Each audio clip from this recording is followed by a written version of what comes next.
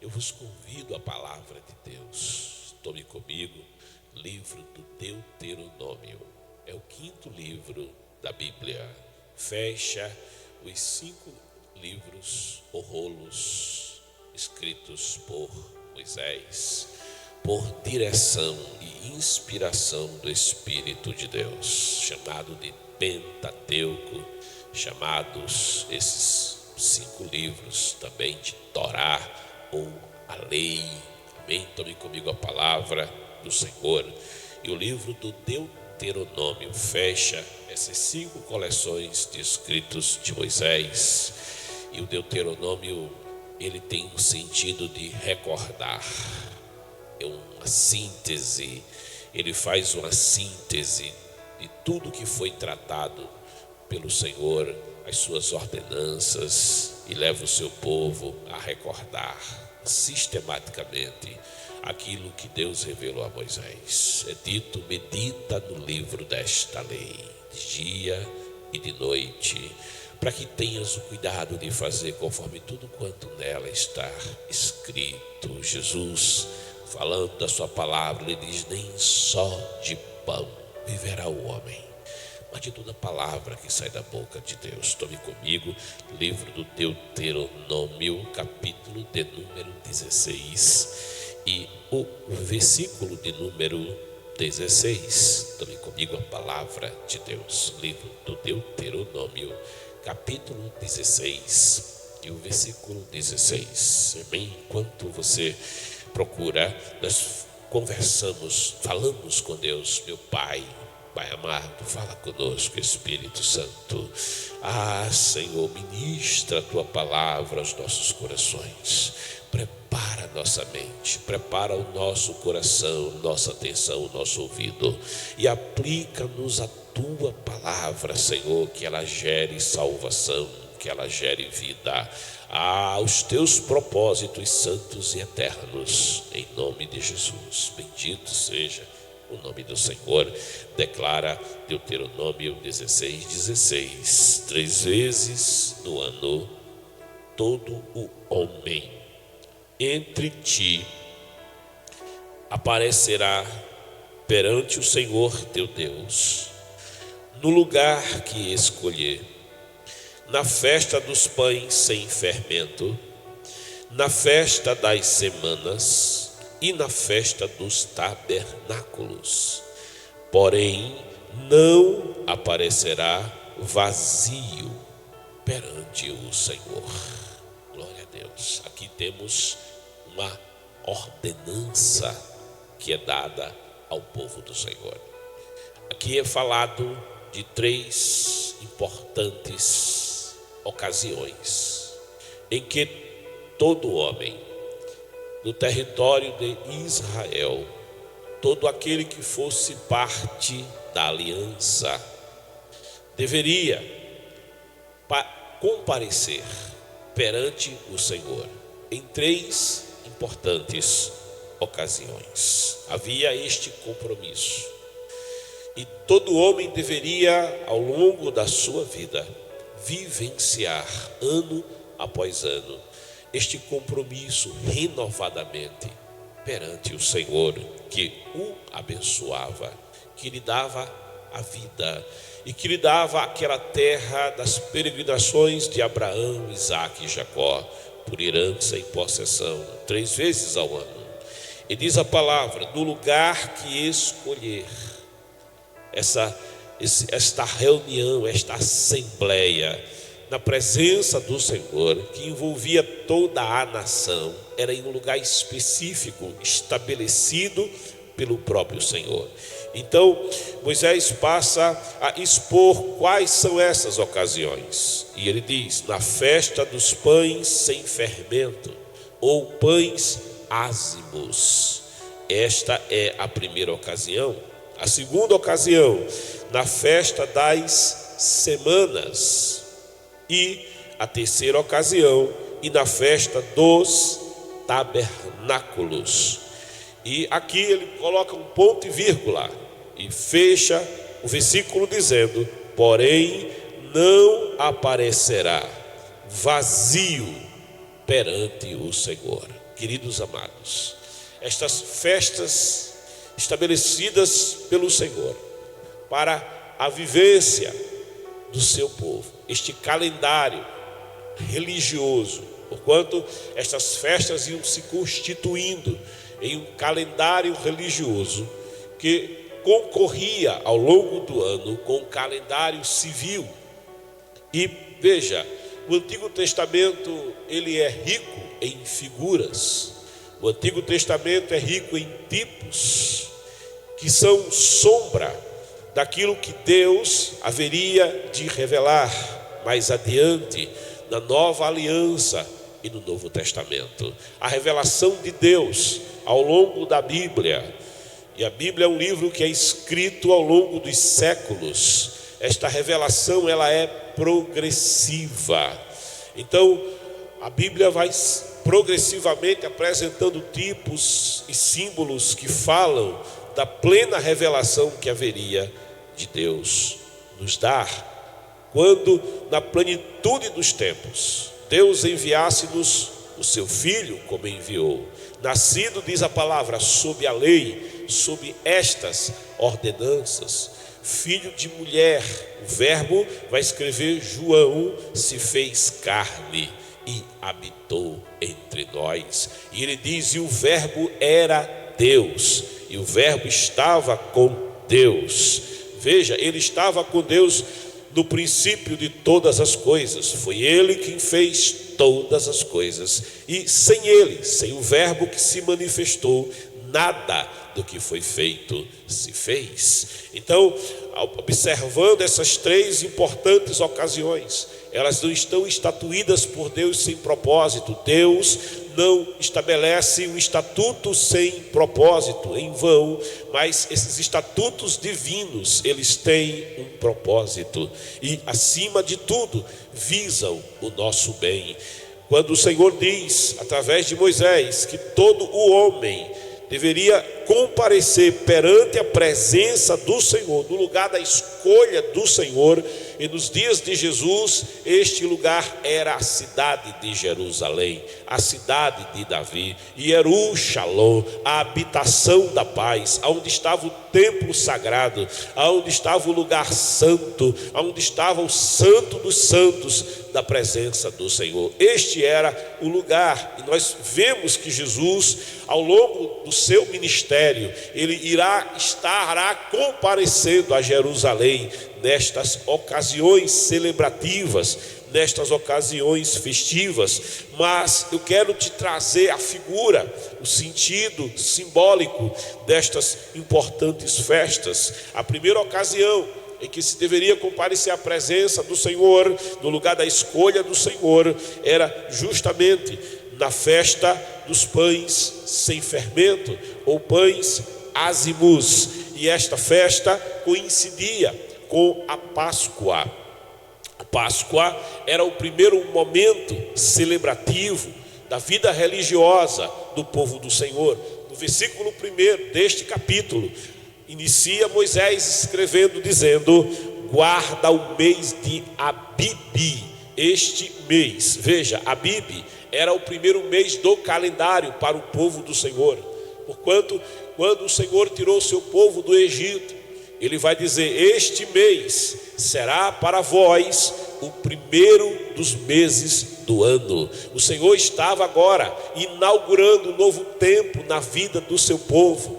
O Senhor estava estabelecendo agora que aquele mês para o seu povo era novo ano, era nova perspectiva. É como se ele dissesse: eis que faço novas todas as coisas na vida de vocês. O Senhor está estabelecendo aqui um marco na vida do seu povo, antes da Páscoa e depois da Páscoa, antes deste período e depois deste período. É como se o Senhor dissesse para o seu povo: a vossa vida nunca mais será a mesma. Seu povo estava no Egito por ocasião da primeira Páscoa, escravos de Faraó, estavam debaixo do jugo faraônico, eles não tinham liberdade, eles viviam sob trabalhos forçados. O fruto do seu esforço, o fruto do seu trabalho não lhes pertencia, nem eles podiam ter o gozo daquilo que eles produziam, porquanto escravo não tem direito, escravo não tem posses, escravo não tem propriedades, escravo não tem liberdade. Por isso diz o versículo 1: guarda o mês de Abibe e celebra a Páscoa. A palavra Páscoa vem de Pessah, e a palavra Pessah fala de passagem. É o tempo da passagem, e esta passagem vai acontecer na vida do povo do Senhor, por ocasião da última praga que vem sobre todo o Egito. E o Senhor diz no versículo 1, por escrito de Moisés: celebrarás a Páscoa ao Senhor, porque no mês de Abibe, neste mês, o Senhor teu Deus te tirou do Egito, e veja, e te tirou de noite, em plenas trevas, em tempo de escuridão e em tempo de grande dificuldade. O povo do Senhor, por ocasião da Páscoa ou da última praga, quando Moisés estará diante de Faraó, e Faraó dirá para Moisés: no dia em que nunca mais verás a minha face, porque no dia em que tu veres a minha face, certamente tu morrerás. E Moisés disse: sim, é verdade, nunca mais, Faraó, eu verei a tua face opressora, nunca mais, Faraó, eu contemplarei a tua face de rebelião. E de fato, Moisés nunca mais terá encontro com Faraó. Dois não podem andar juntos se não tem entendimento, se não tem comunhão. Faraó servia a falsas divindades, Faraó servia a falsos deuses, a demônios. O povo do Senhor tinha uma aliança diferente com o Deus de Abraão, com o verdadeiro Deus.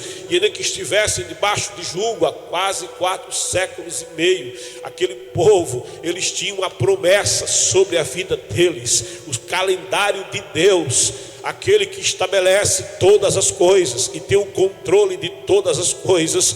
O calendário de Deus estava se cumprindo à medida dos amorreus, dos fenezeus, dos quenezeus, dos heveus, estava se completando. E quando essa medida se completasse, o Senhor haveria de julgar aqueles povos da terra de Canaã, que sacrificavam seus filhos a ídolos e a demônios. Aquele povo que estava imerso em trevas e não queria conhecer, muito menos obedecer ao verdadeiro Deus.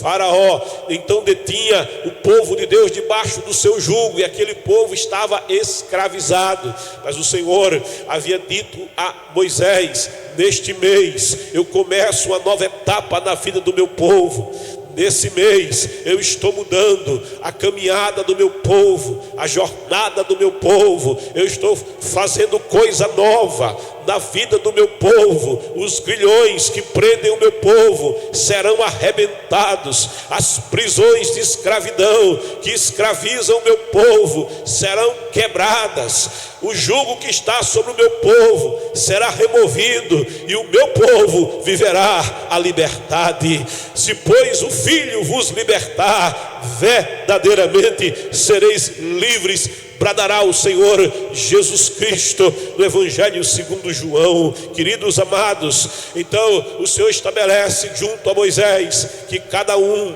escolheria para si no 10º dia de Abibe um cordeiro, sim, um cordeiro para comer com a sua família. E se a família fosse pequena, famílias seriam juntadas para que o cordeiro fosse comido completamente, porquanto no dia seguinte nada, absolutamente nada dele sobraria.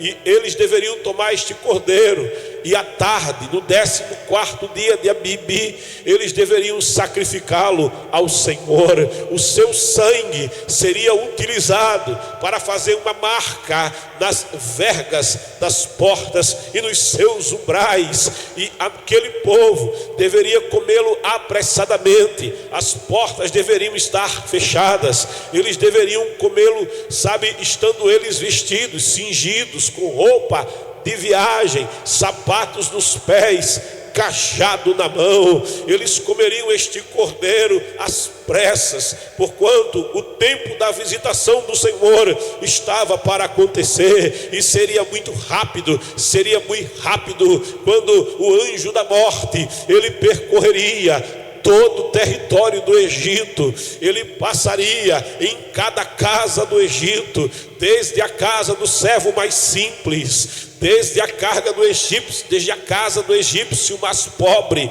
e da egípcia mais pobre, do servo mais simples e mais humilde, e da serva mais simples e mais humilde, até o mais elevado oficial do palácio de Faraó, e até a própria casa e o palácio de Faraó. Essa passagem aconteceria, e onde não houvesse a marca do sangue do cordeiro pascal, o anjo da morte entraria e tomaria a vida do filho primogênito. E o filho primogênito, ele simbolizava a expectativa futura de uma família. O filho primogênito representava as primeiras forças do pai, do chefe daquela casa, daquela família. Ao filho mais velho, ao primogênito, era dada a melhor porção, a herança dobrada. Para Faraó representava a continuidade da dinastia sobre o trono.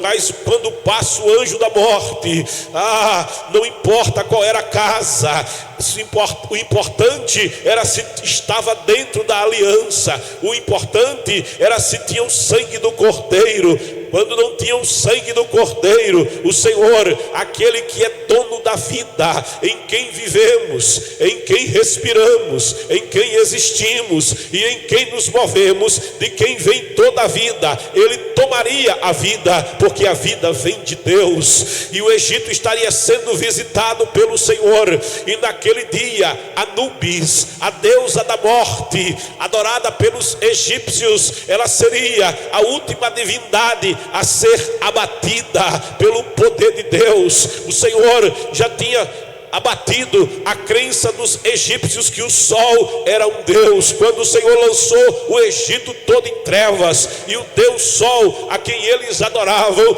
não pôde socorrê-los e nada pôde fazer. Os egípcios criam que o Nilo também era um Deus, mas o Senhor converteu as águas do Nilo em sangue, e a divindade Nilo, a quem os egípcios adoravam, era impotente diante do verdadeiro Deus. As rãs, as moscas e toda aquela cultura de idolatria que adoravam falsos deuses foi sendo abatida, e os egípcios iam percebendo que o verdadeiro Deus não era Anubis, o verdadeiro Deus não era o sol, muito menos Faraó, que se considerava a encarnação do Deus Sol. Não era Horus o verdadeiro Deus, mas que o verdadeiro Deus é o Deus de Abraão, é o Deus de Isaac e é o Deus de Jacó, é o Altíssimo, aquele que criou e que sustenta todas as coisas, de modo que a vida dos primogênitos egípcios foram tomados, mas na terra de Gósen, onde estava o povo do Senhor, onde havia a marca do sangue, onde havia o sangue do cordeiro, onde havia uma aliança com Deus, o anjo passou, mas ele não entrou, porque ali estava a proteção do Senhor, ali estava a cobertura do sangue, e quem tem a cobertura do sangue não podia ser tocado pela morte, porque ali estava a vida. Esta celebração da Páscoa seria guardada pelo povo do Senhor, geração após geração, de modo que no primeiro mês do ano eles deveriam comparecer perante o Senhor para celebrar a Páscoa. Olhando João para Jesus que passava, João aponta o dedo, e João não estava vendo um homem, João não estava vendo um carpinteiro, João não estava vendo o filho de José, nem de Maria, nem um simples nazareno de um lugar que alguém olhava e desprezava, mas olhando para aquele que passava, João aponta o dedo, e numa revelação de Deus abre a boca de profeta e diz: eis aí o Cordeiro de Deus que tira o pecado do mundo.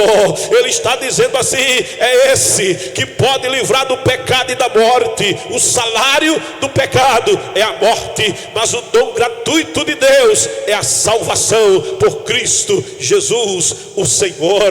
Sabe, o povo deveria guardar esta ordenança, e comido o cordeiro pascal, eles deveriam agora estar por uma semana comendo pães sem fermento, pães ázimos. Se você para pensar, você percebe que todo pão fermentado, ele adquire um grande volume, mas à medida que o pão fermentado tem volume, ele também tem um grande vazio. Ele não suporta nenhum aperto, sabe? Ele tem a aparência de que é grande, mas na verdade é vazio. Se toma o pão fermentado e se amassa na mão, ele diminui de volume, se comprimido, ele vira apenas uma pequena quantidade de massa. O povo de Deus não comeria pão que tem volume, mas que tem um grande vazio. Mas durante aqueles primeiros dias, aquela primeira semana, juntamente com a Páscoa, porquanto Páscoa e pães sem fermento vai se tornando uma única festa celebrativa, e eles deveriam comer pão sem fermento, pão que tem consistência, pão que não recebeu alteração. Meu pastor diz que o fermento altera a massa, e é verdade, o fermento altera a massa, sabe?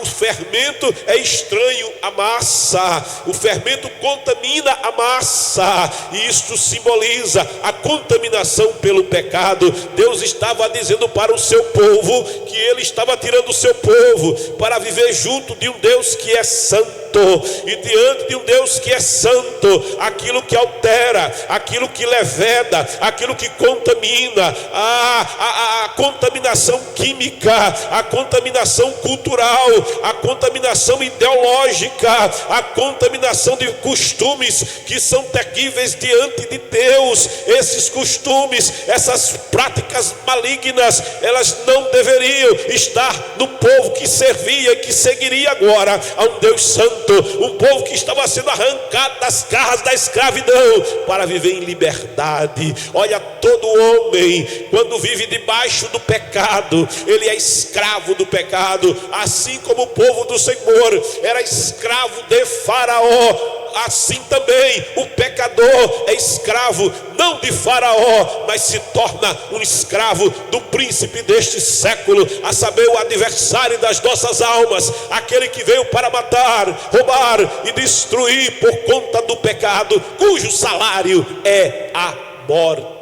O Senhor Jesus vai declarar: aquele que pratica o pecado se torna escravo, escrava do pecado. É aquela pessoa que fuma e não consegue largar, que bebe e não consegue largar. Há quem diga que basta uma só pedra de crack, e aquele que consome uma única pedra de crack se torna escravo do crack. Escravos da maconha, escravos da cocaína, escravos da heroína, escravos do sexismo, escravos da prostituição, escravos da idolatria, escravos da corrupção. O homem do pecado é escravo. O apóstolo Paulo vai dizer: quem me livrará do corpo desta morte? Ele vai declarar dizendo: porque o que eu quero fazer, isto eu não faço, e o que eu preciso fazer, eu não faço. O apóstolo Paulo vai dizer: sabe, eu sei em mim mesmo que isto aqui não é bom para mim, mas eu não consigo deixar de fazer, e o que eu preciso fazer e que é bom para mim, eu não consigo fazer. E ele diz: miserável o homem que eu sou. E ele brada: quem me livrará? Quem me livrará? João sabia quem é que pode tirar o homem da escravidão e do pecado, do vício e da droga. Ele aponta o dedo dizendo: eis aí, é o Cordeiro de Deus que tira o pecado do mundo. Se pois o Filho vos libertar, verdadeiramente sereis livres. Jesus é aquele que liberta da opressão do pecado. Jesus é aquele que liberta da opressão dos demônios. Jesus, ele tem liberdade para o pecador arrependido, para todo aquele, e ele diz: aquele e aquela que vem a mim, de maneira nenhuma lançarei fora. João vai escrever em sua primeira epístola dizendo: se dissermos que não temos pecados, mentimos e a verdade não está em nós. Salomão vai dizer: não há homem que não peque, mas João vai declarar dizendo: mas se confessarmos os nossos pecados, ele é fiel e justo para nos perdoar os pecados e nos purificar de toda a injustiça. Aquele que confessa e deixa alcança misericórdia. Ao coração contrito e quebrantado não desprezarás.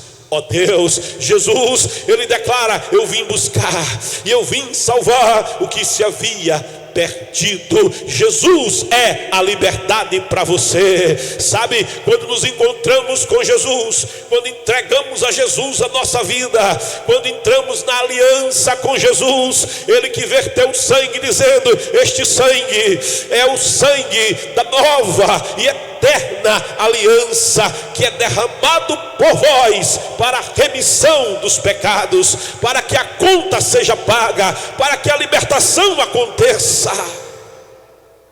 Oh, aleluia! Se pois o Filho vos libertar, sereis verdadeiramente livres. A Páscoa simbolizava a libertação. Comer aquele pão sem fermento significava: eu não estou vivendo mais no pecado, mas eu nasci de novo. Jesus disse para Nicodemos: você precisa nascer de novo. Quem nasce de novo não come mais o que comia, não se alimenta mais do que se alimentava, não come fermento, não. A palavra de Deus vai afirmar dizendo, Jesus vai declarar dizendo: nem só de pão viverá o homem, mas de toda a palavra. A palavra é o pão não fermentado, a palavra tem consistência, a palavra alimenta, a palavra gera fé, a palavra muda a mente. Quem se alimenta da palavra, quem é nutrido pela palavra, quem vive esta palavra, quem caminha com esta palavra, lâmpada para os meus pés é a tua palavra. Não para, escuridão não detém, escuridão não prende, força tenebrosa não consegue conter. E é por isso que o povo de Deus diz o versículo 1: o Senhor teu Deus te tirou do Egito de noite, ele te livrou das forças das trevas que te prendiam. Eles vão guardar aquela semana comendo pão sem fermento. Eu me lembro que quando criança, no tempo da Páscoa, andando eu lá em casa, do lado de fora, eu encontrei uma lata com fermento.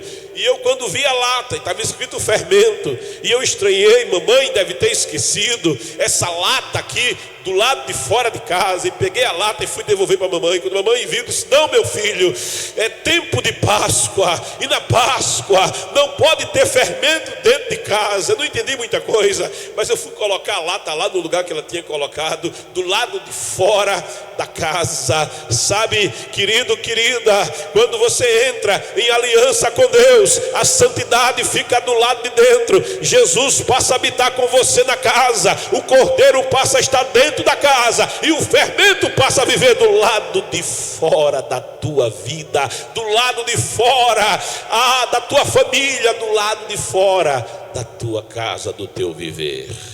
Assim o povo do Senhor comparecia nesse tempo de celebração, depois que terminava esse período em que o povo do Senhor estava se santificando, comendo pães asmos, sem fermento.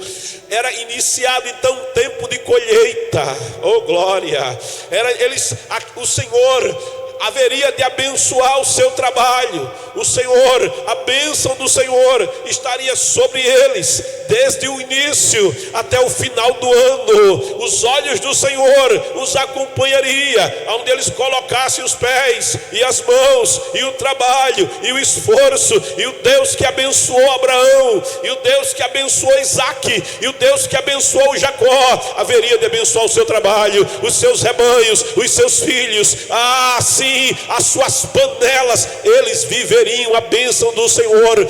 Em Deuteronômio capítulo 28 vai dizer: se atentamente atentares para as palavras que hoje vos tenho falado, e guardares esta palavra, é pão sem fermento, e viveres em santidade na presença do Senhor, afirma ali em Deuteronômio 28, o Senhor teu Deus te abençoará. Lá no campo Ele te abençoará, e na cidade Ele te abençoará. Ao chegares Ele te abençoará, e ao saíres Ele te abençoará.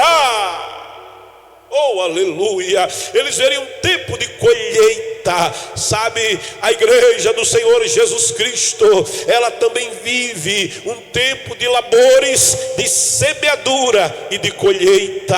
A palavra de Deus é semente. Jesus disse: ide por todo o mundo, pregai o evangelho a toda criatura. É a semente. O crer vem pelo ouvir, e ouvir a palavra de Deus. Aquele que escuta essa palavra e dá crédito a esta palavra, a semente nele vai brotar, a semente vai produzir, e ele vai receber salvação e vida, e ela vai multiplicar. A salvação vai alcançar a sua família. O carcereiro de Filipos vai dizer ao semeador Paulo que devo fazer para ser salvo, e o apóstolo Paulo vai dizer para ele: confia no Senhor Jesus Cristo e serás salvo tu. Você vai colher salvação, e a tua casa também vai ter colheita de salvação.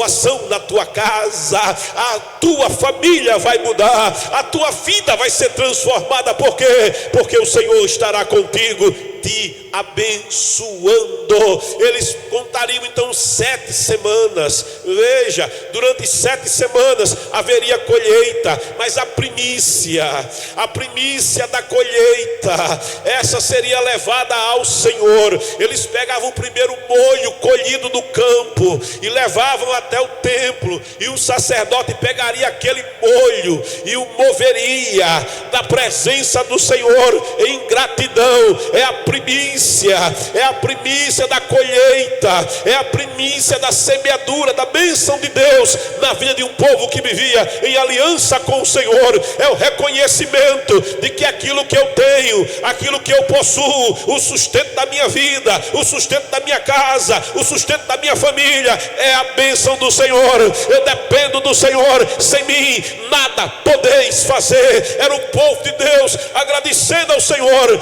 O Senhor Jesus, Ele vai declarar em Mateus capítulo 6, dizendo: mas buscai em primazia o reino de Deus. As primícias primeiro é para o reino de Deus. Eu preciso reconhecer que há um Deus soberano com quem eu firmei aliança, e Ele governa a minha vida em cada um dos seus aspectos. Aquele povo, ele fazia e tributava ao Senhor com aquelas primícias a sua gratidão. Mas buscai em primazia o reino de Deus, a justiça de Deus, as demais coisas Ele vai acrescentar, Ele vai cuidar. Não adianta o homem ganhar o mundo inteiro e perder a sua alma. Jesus fala de um homem rico que prosperou, que plantou, que colheu, e a colheita foi multiplicada, e ele teve que aumentar os celeiros para conter os grãos da sua grande colheita. Vendo ele toda aquela fartura e toda aquela prosperidade, e pensando ele que a vida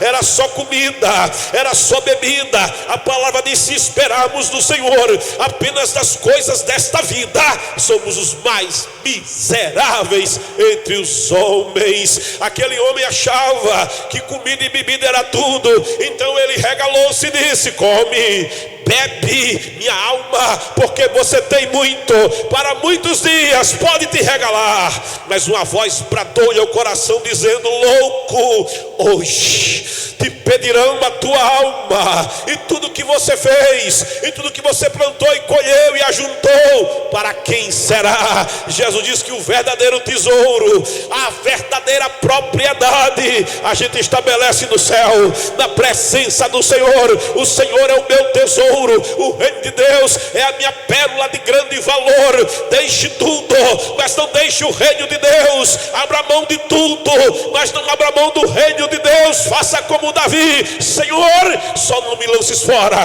da tua presença, só não tires de mim o teu Santo Espírito. Oh glória! Colheita vem de cima, colheita vem de Deus, a sua bênção na nossa vida. Mas a bênção começa com a primazia, com a primícia que é ofertada, que é tributada ao Senhor Todo-Poderoso Deus. 7 semanas se passariam, 49 dias de colheita, 49 dias de cega, 49 dias em que eles colheriam os grãos, em que eles colheriam as uvas, e eles se alegrariam, porque o Senhor estava provendo a nação, porque o cuidado do Senhor estava sobre Israel. Feliz, feliz, bem-aventurada, mas muito feliz é a nação cujo Deus é o Senhor, e o povo que se chama pelo meu nome. Feliz é a casa, feliz é a família, feliz é o homem, feliz é a mulher que pode abrir a boca e dizer: o Senhor é o meu Deus, o meu Deus é o Senhor é o meu Deus. Oh aleluia! Brada na tua boca, faz essa declaração para o céu, dizendo: o Senhor é o meu Deus. Eu sou do meu amado, e o meu amado é meu. E aquele povo era provido pelo Senhor, aquele povo tinha, porque o Senhor lhes dava em abundância. Prepara a sua mesa. Oh, Alia Rameneia, perante mim, na presença dos meus adversários, unges a minha cabeça com óleo, e o meu cálice transborda. Não adianta ter fartura se o cálice não transbordar, não adianta ter fartura se a unção, se a presença do Espírito, se a comunhão com Deus não existe. A carne perde o sabor, o alimento perde o sabor, a vida perde o sabor, a fartura perde o sabor. Se está faltando Deus na fartura, Deus é a verdadeira fartura. Oh glória! Alguém muito rico disse a um certo obreiro, quando disse: está vendo a garagem, é carro importado, está vendo a mansão, foi planejada, custa milhões no mercado imobiliário, mas eu estou morrendo. De que me serve a mansão? De que me serve aquilo que eu tenho, aquilo que eu ganho? Eu disso nada posso desfrutar. Eu disse para aquela pessoa: é porque está faltando Deus na tua vida, está faltando Deus da fartura, está faltando Deus da bênção. Nem só de pão viverá o homem, mas de toda a palavra. Recebe a palavra, alimento da palavra, de toda a palavra que sai da boca de Deus. Este é o verdadeiro sustento. Oh glória! E esse sustento primeiro é espiritual, depois ele é material. Mas buscai primeiro as coisas que são de cima, diz a palavra do Senhor. Pensai nas coisas que são primeiro de cima. Queridos amados, este povo, eles deveriam também comparecer na presença do Senhor ao final daqueles 49 dias de colheita, e ao fechar aquela festa, eles trariam um pão não levedado, e esse pão seria a apresentada ao Senhor, dizendo: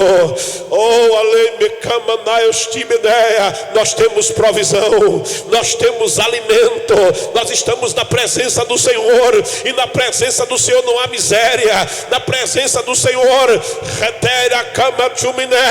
há suprimento, na presença do Senhor há cuidado, na presença do Senhor há fortaleza, na presença do Senhor há renovo, na presença do Senhor há expectativa de futuro, na presença do Senhor estamos supridos. Eles apresentavam aquele pão, e neste dia de Pentecostes, porquanto no 50º dia recebia o nome de Pentecostes, e neste Pentecostes, nesta festa pentecostal, a igreja nascida em Jerusalém, a igreja não nasceu em Roma como alguém pensa, a igreja é nascida, mas em Jerusalém, Pentecostes.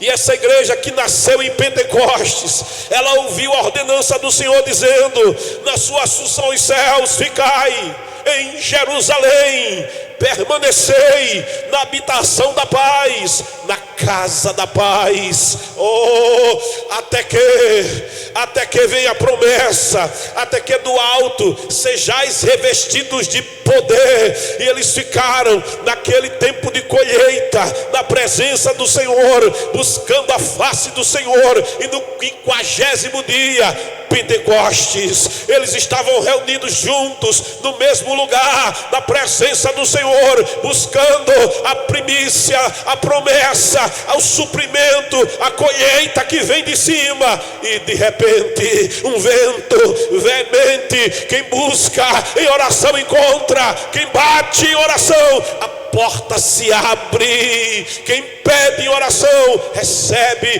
De repente, um vento veemente, impetuoso, no tempo de Deus, é dele o querer e é dele o efetuar. Ele nem atrasa e nem adianta, mas ele tem o controle de todas as coisas. De repente, é o tempo de Deus, vento veemente e vento impetuoso. Depois do tempo em que é a minha vez na colheita, é a minha vez na hora de receber o cordeiro e fazer aliança, é a minha vez quando eu renuncio o pecado e eu como aquele pão sem fermento, é a minha vez quando eu resolvo andar na presença do Senhor, semeando na direção e colhendo da sua bênção. É a minha vez quando eu busco mais de Deus, busco daquilo que vem de cima.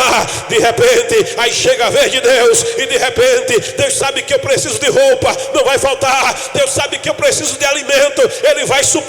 Mas eu preciso mais que roupa, mais que comida e mais que bebida. De que adianta roupa, comida e bebida se eu não tiver a presença do Senhor? Eu vou ser como pão de fermento, volume por fora e oco por dentro.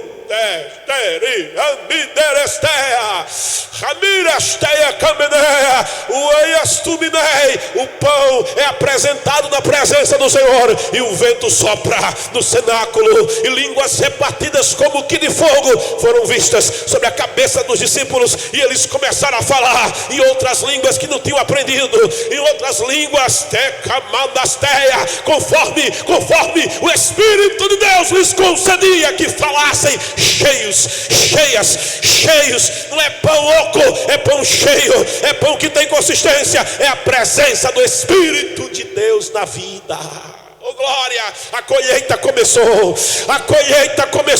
a plenitude da colheita está acontecendo. Eles estão cheios do Espírito Santo de Deus. Até sobre os meus servos e sobre as minhas servas derramarei do meu Espírito naqueles dias, e profetizarão, diz o Senhor. Vossos velhos terão sonhos, sim, é possível, sim, e vossos jovens terão visões. Oh glória, Deus te dá visão, Deus te dá sonhos, Ele te visita na tua vida. É colheita que vem da parte do Senhor.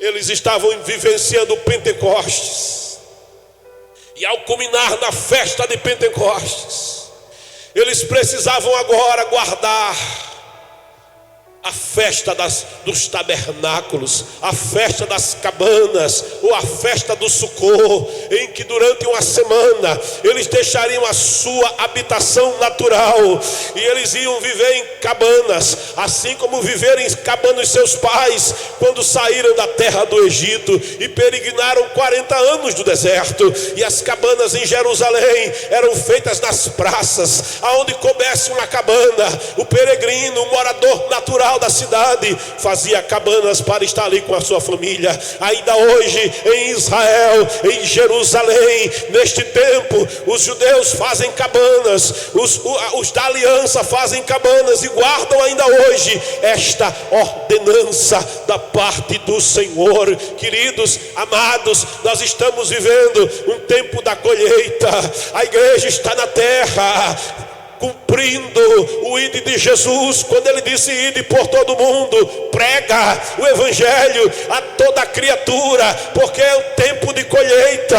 O Senhor, ele está usando a igreja para promover uma grande colheita em toda a terra. Mas deixa eu dizer uma coisa para você: o número da colheita está se completando cada dia.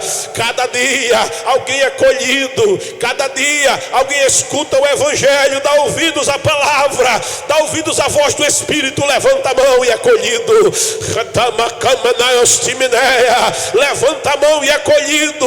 O vento sopra e ele se curva na presença do Senhor. O vento do Espírito sopra e a pessoa se curva para Jesus e diz: Jesus é meu Senhor, só Jesus é meu Salvador. E vai sendo colhido e a colheita vai se completando. Depois da colheita, o Espírito de Deus permanece com a igreja. Nós não somos aquele molho de primícias apresentado ao Senhor. A palavra diz que Jesus é a primícia dos que dormem. Não somos um molho. Jesus não deixou um molho. Nós não somos um grupo, nós não somos um time, não, nós somos um corpo. A igreja é um todo homogêneo, e é por isso que em Pentecostes não se apresenta molhos, mas se apresenta pão. Um só corpo, um só rebanho, um só pastor, uma só fé e um só Salvador. Só Jesus salva. A placa da religião não salva, a tradição da religião não salva, mas Jesus salva. Jesus é aquele que salva. E neste tempo de colheita, ele disse: eu tenho outras ovelhas que não estão na aliança, eu tenho outras ovelhas que não estão no redil. Convém alcançá-las, convém encontrá-las, convém ir até elas. Oh glória, nesta manhã ele está indo até você. Oh aleluia. Haverá um só rebanho e um só pastor, uma só fé e um só Salvador. E Jesus na Páscoa, sim, ele é o Cordeiro de Deus que tira o teu pecado, que tira o pecado do pecador imundo. E Jesus é a luz do mundo. Ele tirou o seu povo da escravidão de noite. Ele vai dizer: quem me segue não andará em trevas, mas encontrou a luz da vida. João 8:12. Mas lá em João, no capítulo 10 de João, ele vai dizer que eu sou a porta. Oh glória! A salvação você tem que passar pela porta. A porta é Jesus. Ele diz: quem entrar por mim entrará e será salvo. Não só vai encontrar salvação, mas colheita. Entrará e vai encontrar pastagem. Quem encontra pastagem não morre de fome. Tem alimento para você, tem descanso para você, tem cuidado de Deus na tua vida. Entra pela porta. A porta é Jesus. Jesus em João 10 ainda vai dizer: eu sou o bom pastor, e o bom pastor dá a sua vida pelas suas ovelhas. Sabe, Jesus é aquele que cuida, e como bom pastor ele alimenta as suas ovelhas. Ele disse: eu sou o pão da vida. Aquele que come deste pão nunca mais terá fome, nunca mais terá sede. Ele é o bom pastor que cuida do rebanho. Ele é o bom pastor que guarda o rebanho. O ladrão, o adversário da tua alma, sim, ele veio para matar. Ele não quer você vivo, ele quer você morto. morto, ele veio para destruir. Ele não quer que você construa, ele não quer você casado num casamento feliz, com a família feliz, bem no trabalho, não. Ele quer você destruído, escravizado, dominado, viciado. Oh, glória a Deus, destruído. Ele veio para destruir, veio para matar. Agora Jesus é diferente. Escuta a palavra, deixa ela bradar na tua alma e no teu coração. Jesus diz: eu vim para que tenhas vida. Recebe vida nesta manhã e a tenha em abundância. Jesus é o bom pastor que deu a sua vida pelas suas ovelhas. Mas Jesus ainda, ali em Betânia, em João capítulo 11, ele é a ressurreição e a vida. O pecado mata, o pecado tira a vida. Mas ainda que você esteja morto, ainda que você esteja morta em delitos e pecados, morto não consegue ressuscitar a si próprio. Morto não tem esperança. Morto está apodrecido, morto não pode nada. Agora Jesus é aquele que pode. Ele é a ressurreição e a vida. Oh, aleluia. Recebe aquele que é a ressurreição e a vida. Se tu creres, tu verás a glória de Deus, daquele que te dá vida nesta manhã. Querida, ele ainda é a videira verdadeira. O taramadaio e quimineia, iras tu mineia quer. E ele quer tomar você, zambujeiro bravo, só produz fruto azedo de amargura, porque assim no pecado o fruto é azedo, o fruto é amargo. Mas ele faz o que ninguém faz. Ninguém investe em zambujeiro bravo, mas ele vai investir na tua vida. Ele pega o zambujeiro bravo e ele enxerta nele mesmo a videira verdadeira. E enxertados na videira verdadeira, a natureza da videira verdadeira vai alcançar a tua vida, vai alcançar o teu coração, vai alcançar a tua mente. Eu arrancarei, eu transplantarei o coração de pedra e eu te darei um coração novo, diz o Senhor. Ele vai te fazer nascer de novo, ele vai mudar o teu DNA espiritual e vai te transformar de criatura em filho, criatura em filha, filho de Deus, filha de Deus, herdeira do céu e co-herdeira com Jesus Cristo, o Senhor. A igreja está vivendo um tempo de colheita, mas ela aguarda uma promessa. Em João 14 ele disse: não se turbe o vosso coração, creiam em Deus, também em mim. Na casa do papai tem muitas moradas. Não for assim, eu vos teria dito, porque eu vou preparar-vos lugar. Tem tabernáculo para vocês. E quando eu for e vos tiver preparado o lugar, eu voltarei outra vez. Jesus está voltando. Escuta, planeta Terra, Jesus está voltando. Escuta, a igreja verdadeira do Senhor, Jesus está voltando. Escuta, a noiva do Cordeiro, escuta, a virgem adormecida, Jesus está voltando. Eu voltarei outra vez e vos tomarei. Oh glória, assim como o relâmpago sai do oriente e vai até o ocidente, assim será a vinda do Filho do Homem. No abrir e fechar de olhos, eis que veio como ladrão, diz o Senhor. Ele vem para raptar a sua igreja, porque o mesmo Deus descerá do céu com alarido e com voz de arcanjo e com trombeta de Deus, e os que dormiram em Cristo, aquele que é a primícia, ressuscitarão primeiro. Depois nós, o pão, o corpo unido pelo Espírito, seremos juntamente com eles arrebatados ao encontro do Senhor nas nuvens, e estaremos para sempre, face a face, nós o veremos e para sempre estaremos com o Senhor. Esta é a verdadeira bênção, esta é a verdadeira salvação, este é o verdadeiro evangelho, esta é a verdadeira prosperidade que Deus tem para você, Brasil. Oh glória! Mas enquanto estamos aqui, somos a habitação do Senhor. Ele disse: eu e o Pai, para aquele que me ama e faz a minha vontade, eu e o Pai vamos até Ele, Ele vai até você. Jesus está indo até aí. Para quê, pastor? Para fazer morada. Para fazer morada em você. E se você abrir a porta, Ele vai entrar na tua casa, Ele vai marchar no teu coração, Ele vai marchar na tua vida. O mal vai sair, o pacto de magia negra vai ser quebrado, a maldição vai sair, a bênção vai entrar. Abre a porta, Jesus quer entrar aí. Abre a porta e Ele vai entrar na tua vida. Oh, aleluia, bendito seja Deus. E aquele e aquela que é a habitação de Deus, a habitação do Espírito de Deus. O mundo odeia essa verdade. Eu tenho culpa se Ele decidiu fazer de mim, de você que serve a Ele, tabernáculo da sua presença aqui na terra. Oh glória, é temporária a situação. Logo esses tabernáculos Ele vai recolher, Ele vai colher. Bendito seja o nome do Senhor, e estaremos para sempre com o Senhor.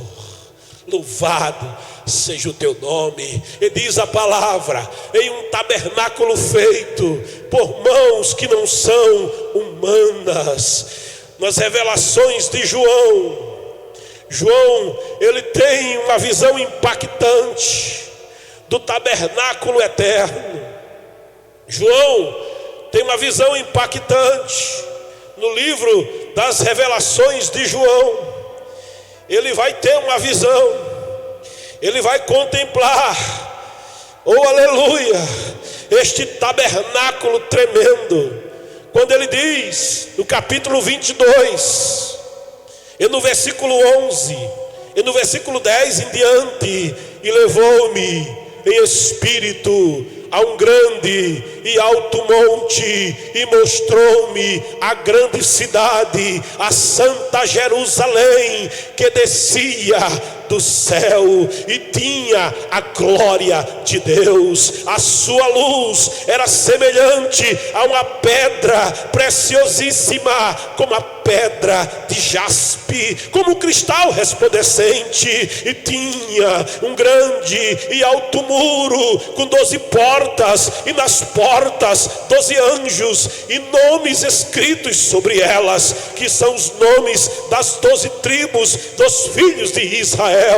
Do lado do nascente tinha 3 portas, do lado do norte 3 portas, do lado do sul 3 portas, do lado do poente 3 portas. E o muro da cidade tinha 12 fundamentos, e neles os nomes dos 12 apóstolos do Cordeiro. E aquele que falava comigo tinha uma cana de ouro para medir a cidade, as suas portas e o seu muro. E a cidade estava situada em quadrado, o seu comprimento era tanto como a sua largura, e mediu a cidade com a cana até 12.000 estádios, e o seu comprimento, largura e altura eram iguais, e mediu o seu muro de 144 côvados, conforme a medida de homem, que é a de um anjo.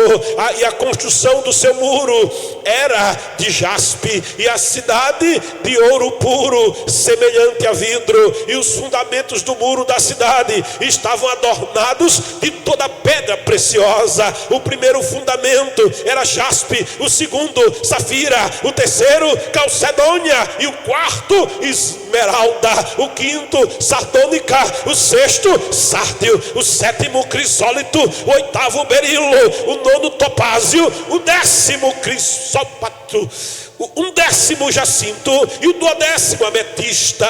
E as 12 portas eram 12 pérolas, cada uma das portas era uma pérola.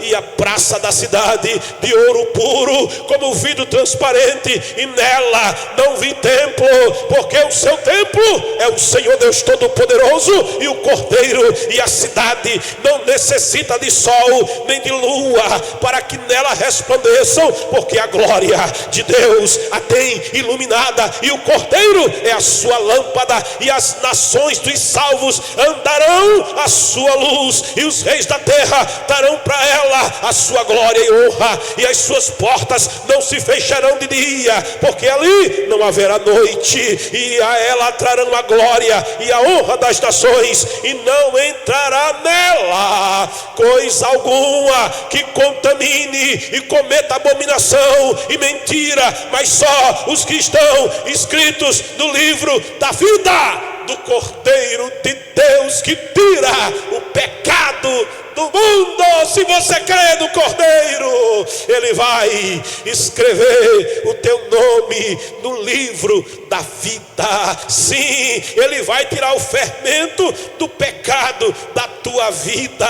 Ele vai tirar a alteração que o pecado fez na tua natureza, te tornando caído, te tornando caída. Ele vai te regenerar, Ele vai te fazer de novo, Ele vai te libertar, Ele vai te salvar, e tu comparecerás na presença do Senhor, como diz a ordenança da palavra de Deus. Porém não aparecerá vazio perante o Senhor, mas você vai comparecer naquele dia na presença do Senhor cheio